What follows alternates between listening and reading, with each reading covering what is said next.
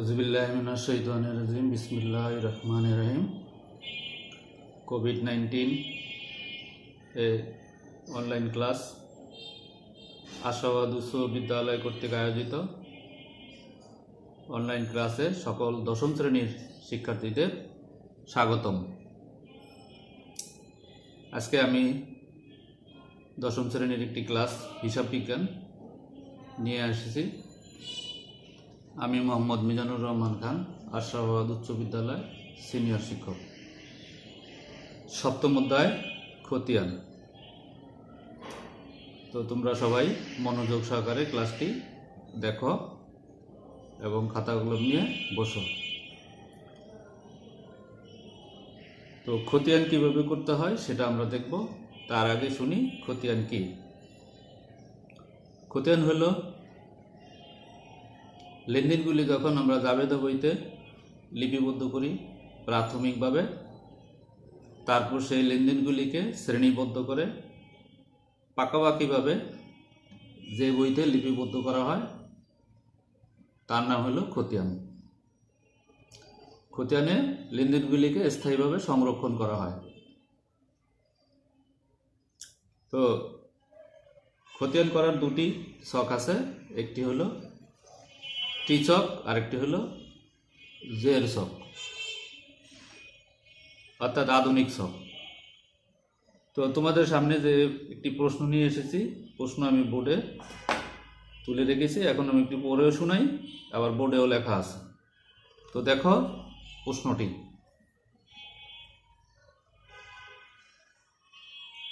জনাব আজিজ 2018 সালের 1 জুলাই নগদ 50,000 টাকা ও 20,000 টাকা পণ্যদ্রব্য নিয়ে ব্যবসা শুরু করেন। ব্যবসার অন্যান্য লেনদেনগুলো নিম্নরূপ।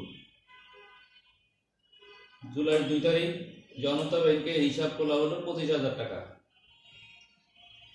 7 তারিখ ব্যবসার জন্য কম্পিউটার ক্রয় 30,000 টাকা। অফিসের ভাড়া পরিশোধ 5,000 টাকা। নগদে পণ্য বিক্রয় 15,000 টাকা। মালিকের ব্যক্তিগত খরচ ব্যবসা হতে পরিশোধ 3,000 টাকা। এই কয়টি লেনদেন তোমাদের সামনে খতিয়ানে উপস্থাপন করব। এই জন্য আমাদের এই লেনদেনগুলিকে ডেবিট ক্রেডিট নির্ণয় করতে হবে সঠিকভাবে। তো ডেবিট ক্রেডিট আমি এখানে করে রেখেছি এবং বুঝিয়ে দিই। তো দেখো, প্রথম তারিখে লেনদেন ছিল 1 জুলাই তারিখে নগদ 50,000 টাকা ও 20,000 টাকা নিয়ে ব্যবসা শুরু করেন। আমরা জানি ব্যবসা শুরু করে মালিক যেদিন, সেদিন যা কিছু নিয়ে আসে সব কিছু মূলধন বলে গণ্য হয়। তাহলে সে নগদ টাকা নিয়ে আসছে আর পণ্যদ্রব্য নিয়ে আসছে, সেই জন্য আমরা নগদ টাকা ব্যবসায় আসছে, নগদান হিসাব ডেবিট। পণ্যদ্রব্য থাকলে ক্রয়ের সমতুল্য বা ক্রয় মনে করতে হয়, সেই জন্য ক্রয় হিসাব ডেবিট, আর দুটা মিলে মূলধন হিসাব ক্রেডিট। প্রথম তারিখের লেনদেন। জুলাইয়ের 2 তারিখে জনতা ব্যাংকে হিসাব খোলা হলো।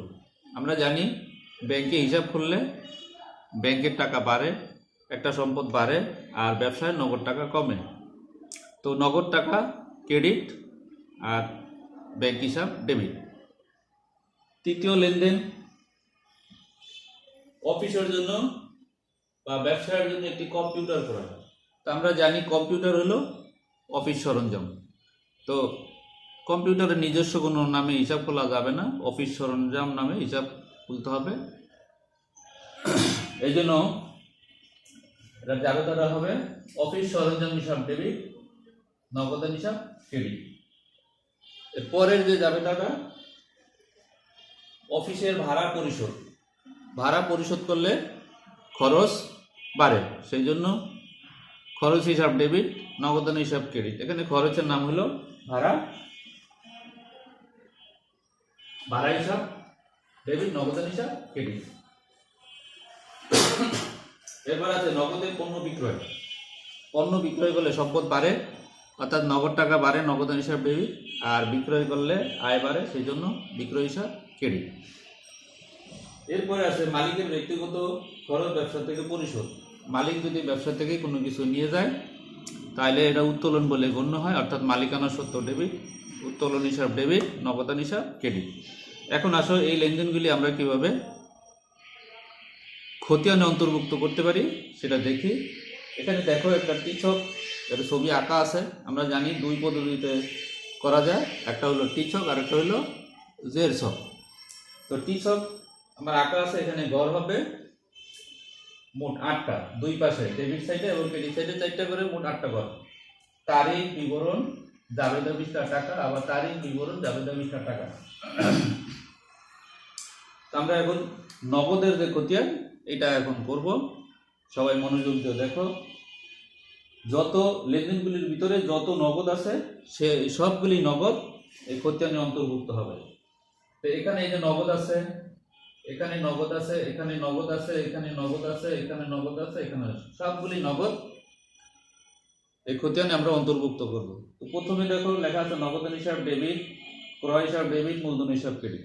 যেহেতু নগদানের খতিয়ান করতেছি আমরা, তো নগদান যে পাশে থাকে তার বিপরীত যে দাখিলা সেটা আমরা ওই পাশে লিখব। তো চলো আমরা লিখি।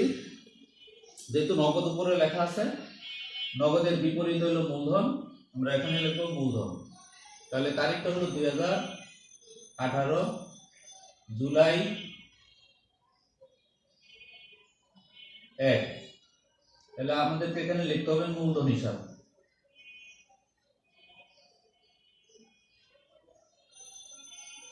নগদ বরাবর যত টাকা আছে, নগদ বরাবর এখানে আছে 50,000 টাকা।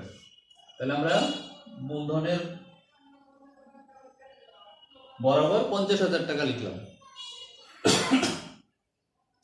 তাহলে এটা শেষ। এবার আসো পরের তারিখ, 2 তারিখ।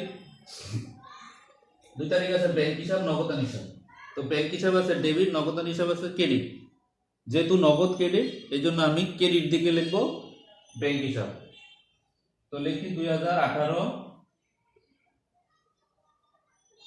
জুলাই 2। এখানে আমাকে লিখতে হবে ব্যাংক হিসাব, নগদের বিপরীত যে নাম সেটা।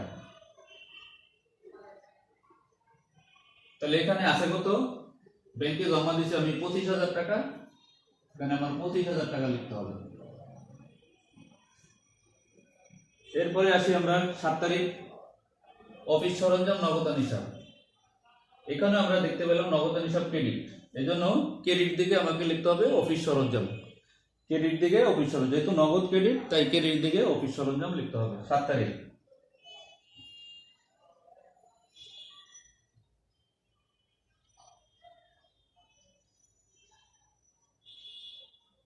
অফিস সরঞ্জামের টাকার পরিমাণ হলো 30,000। তাহলে আমরা লিখলাম মানে 30,000।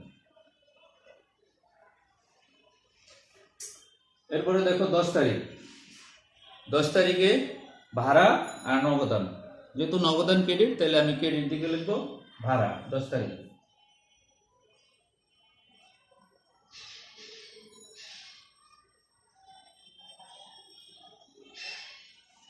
ভাড়া আছে আমার 5,000 টাকা, লিখলাম 5,000 টাকা। এরপরে আসো 17 তারিখ। 17 তারিখ আছে নগদান হিসাব, বিক্রয় হিসাব। নগদ যেহেতু ডেবিট তাহলে আমি ডেবিট দিকে লিখবো তার বিপরীত নাম অর্থাৎ বিক্রয়।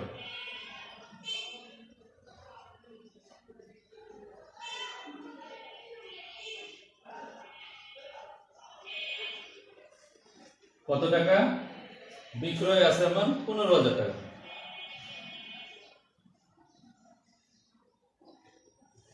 এটা শেষ হয়ে গেল। এরপর আছে 25 তারিখ, নগদ আছে ক্রেডিট, তাহলে আমি ক্রেডিট দিকে লিখবো উত্তোলন। নগদ ক্রেডিট, ক্রেডিট দিকে তার বিপরীত নাম, সেই জন্য এখানে লিখবো আমি 25 তারিখ দিয়ে উত্তোলন হিসাব।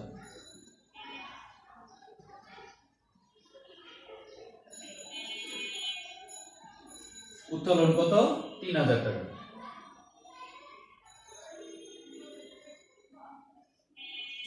তাহলে সবগুলি নগদ আমার চলে আসছে। এখন আমি এটার ব্যালেন্স বের করব। ব্যালেন্স হলো দুই দিকের যোগফলের পার্থক্য। তাই আমি প্রথমে ডেবিট দিকে যোগ করব। ডেবিট দিকে আছে 50 আর 15, 65,000।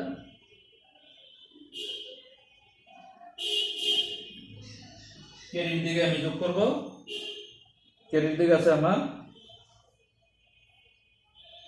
0 0 0 5 5 10 আর 3 13 থাকে 1 4 আর 2 6 63,000 টাকা টোটাল।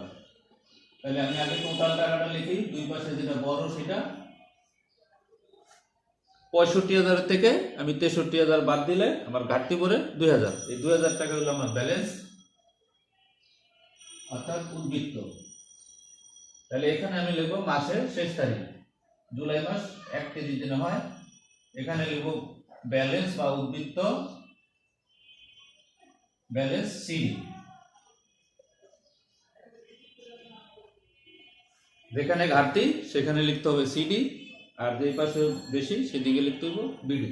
এই দুই দাগের নিচে এসে আমি আবার ওই টাকাটা লিখলাম 2,000 টাকা। এই বরাবর আমি আবার লিখলাম ব্যালেন্স বিডি। তারিখটা হবে পরের মাসের 1 তারিখ, জুলাইয়ের পরে আগস্ট, আগস্টের 1 তারিখ এখানে লিখবো আগস্ট 1, আগস্ট 1। তার মানে আমাদের এই খতিয়ান করা শেষ হয়ে গেল। এরপরে যতগুলি নাম আছে প্রত্যেকের নামে একটা করে খতিয়ান তুলতে হবে। ক্রয়ের জন্য একটা, অফিস সরঞ্জামের একটা, বিক্রয়ের জন্য একটা, ব্যাংক হিসাবে একটা, ভাড়া হিসাবে একটা, উত্তোলন হিসাবে একটা। যদি একটা নাম থাকে তাহলে একটার জন্য বা একটা লেনদেন থাকে, একটা হিসাব থাকে, একটার জন্য একটা খতিয়ান তুলতে হবে। আর যদি একাধিক হিসাব থাকে সবগুলি হিসাব একটা খতিয়ানের ভিতরে অন্তর্ভুক্ত করতে হবে। তাহলে এখন যেটা দেখলাম আমরা, এটা হলো টি ছক। টি ছকে এইভাবে করে আমরা বাসায় আরো প্র্যাকটিস করব। এবার আসো আমরা জের ছক দেখি। আরেকটা ছক আছে আমাদের জের ছক বা আধুনিক ছক। আধুনিক ছক কিভাবে করতে হয় সেটা একটু দেখি। সেই জন্য আমি এখানে নগদানের টি ছকের যেটা মুছে ফেললাম।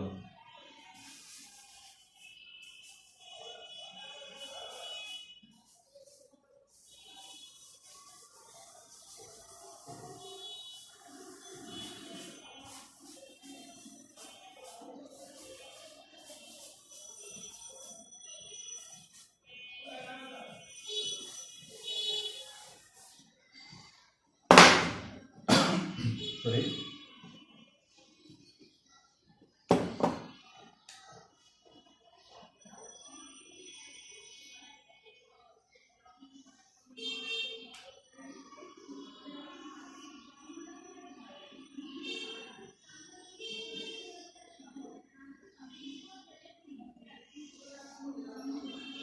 তাহলে জের ছক বা আধুনিক ছকে আমাদের গড় হবে তারিখ, বিবরণ, জাবেদা পৃষ্ঠা।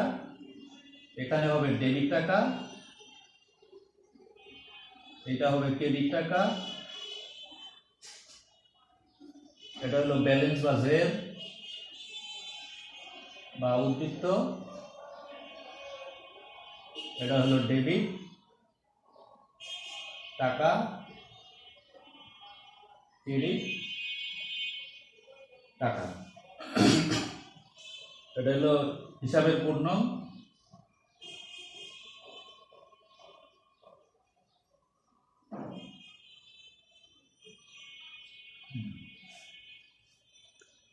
এখন দেখো আমরা নগদানের যে লেনদেনগুলি টি ছকে করছি ওইটাই আবার জের ছকে করি।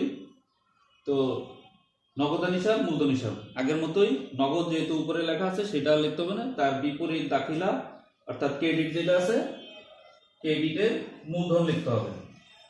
তাহলে 1 তারিখে লিখলাম মূলধন হিসাব,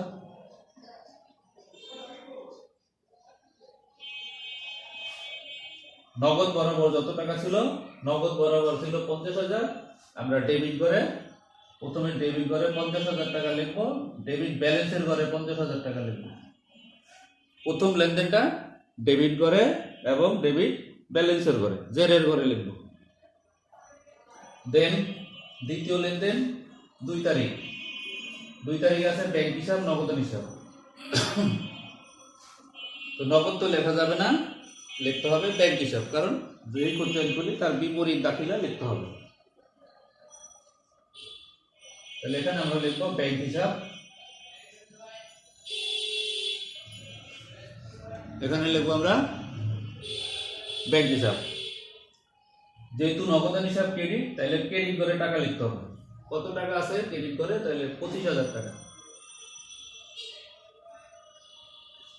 এখন এই পদ্ধতিতে প্রতিনিয়ত জের বের হইতে, প্রত্যেকটা লেনদেন লিখবো এবং প্রত্যেকটা লেনদেনেরই আমরা জের বের করব। তো ডেবিট করে আছে 50,000, আর আমি ব্যাংকে জমা দিয়ে দিয়েছি 25,000। এখন আমার কাছে আর জমা টাকা থাকবে 25,000 বিয়োগ দিয়ে। প্রত্যেকটি লেনদেন শেষ হইলেই জের বের হবে, প্রতিনিয়ত জের বের হবে। এই জন্য এর নাম হইল ব্যালেন্স বা জের বা আধুনিক পদ্ধতি। এবার আসি আমরা 7 তারিখের লেনদেন। অফিস সরঞ্জাম নগদান হিসাব। যেহেতু নগদান ক্রেডিট, তাহলে ক্রেডিট করে টাকা দিব, বিপরীত দাখিলা আমরা বিবরণের করে লিখব। 7 তারিখ অফিস সরঞ্জাম।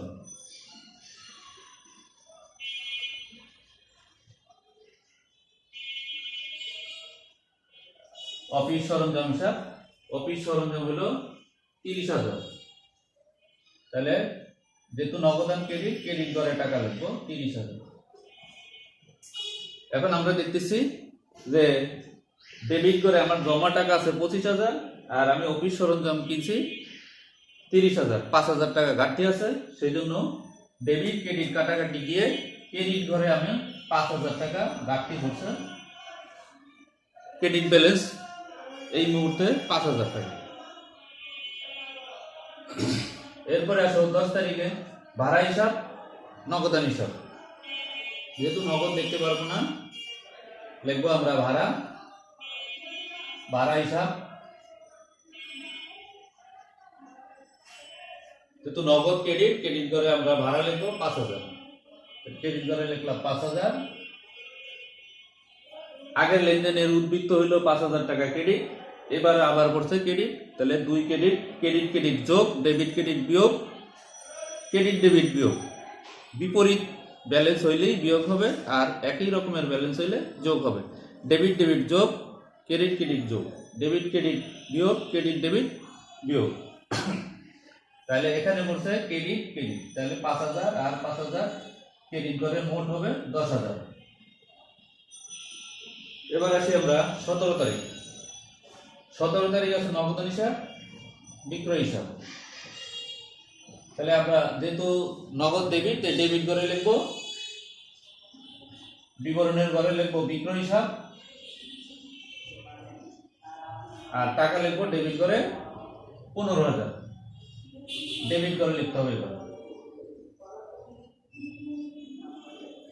এবার দেখো ক্রেডিট উদ্বৃত্তের ঘরে 10,000 আর ডেবিট পড়ছে 15,000। তাহলে আমরা জানি ডেবিট ক্রেডিট বিয়োগ হয়, তো 5,000 টাকা আমার ডেবিট উদ্বৃত্তের ঘরে আসবে কাটাকাটি দিয়ে 5,000 টাকা।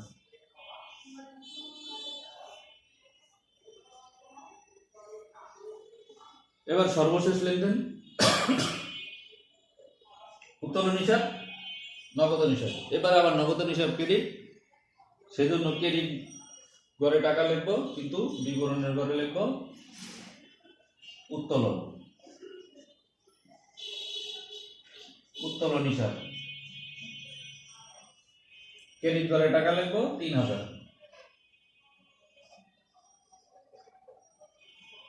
ডেবিট ব্যালেন্সের ঘরে আছে 5,000, ক্রেডিট ঘরে আছে 3,000। তো কাটাকাটি গিয়ে বাদ গিয়ে 2,000 টাকা ডেবিট ব্যালেন্স, অর্থাৎ জমা আছে আমার নগদ টাকা জমা আছে 2,000। তো এই পদ্ধতিতে সরাসরি বা প্রত্যেকবারই আমরা ব্যালেন্স বের করতে পারি বা ব্যালেন্স জানতে পারি। তা আমাদের খতিয়ানের কাজ শেষ, আলাদা করে কোনো ব্যালেন্স বের করার দরকার পড়ে না। সেই জন্য এই পদ্ধতি অনেকটাই সহজ। আমরা দুই পদ্ধতি, দুইটা খতিয়ান দেখলাম, আর বাকিগুলি ঠিক এই নিয়মে আমরা বাসায় প্র্যাকটিস করবে। সবাই ভালো থাকবে। জরুরি পরিস্থিতিতে বাইরে যেতে হলে মাস্ক পরিধান করবে, সাবান পানি দিয়ে হাত ধুবে, বাসায় প্র্যাকটিস করবে। এরপরে অন্য কোনো দিন অন্য কোনো ক্লাস নিয়ে তোমাদের সামনে হাজির হব। সবাই ততক্ষণ ভালো থাকো। আল্লাহ হাফেজ।